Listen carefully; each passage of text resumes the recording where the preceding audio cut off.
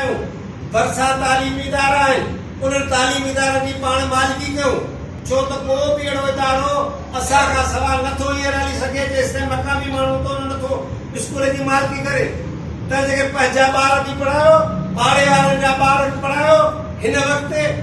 न हथियार जी थी हले न बंदूक जी थी हले न गोली ऐं बम जी थी हले जेका कुझु हले थी उहा तालीम आहे जेकॾहिं तालीम जे अंदरि सिंध जे अंदरि 2025 ताईं तालीम बीहजी वई त तव्हां पाकिस्तान जा हुक्मरान सिंधी हूंदा ॿियो केरु बि न हूंदो छो पाकिस्तान खे हलाइण वारा तालीम वारा माण्हू खपंदा ही मुलाज़िम ही जेके हिननि कैप्सूल इस्तेमालु कया हाणे इहे सभु जो सभु मुदे ख़ारिज आहिनि हाणे जेके ॾिसो था दवा वठंदा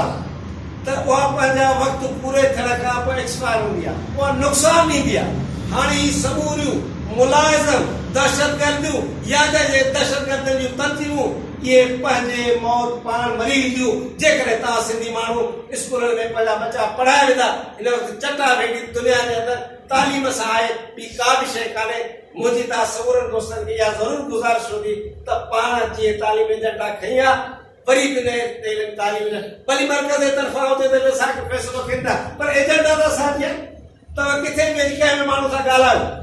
मां डीओ तालीम जे ओभर सां मिलियुसि मासी अवाम जो पार्टी जो नायब सदर सॼी सिंध जा लाल बाज कंदड़ माण्हू असांजे स्कूलनि में उर्दू ऐं सिंधी जो फ़र्क़ु छो आहे असांजे ॿारनि खे उर्दू पढ़ाईंदड़ उस्ताद सिंधी छो कोन्हनि असांखे सिंधी उस्ताद ॾियो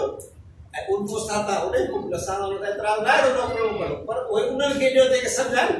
भला हिकिड़ो नंढो ॿारु उनखे जेको कोठाड़ो आहे उहो कूए खे कूओ चवंदो या चूहो चवंदो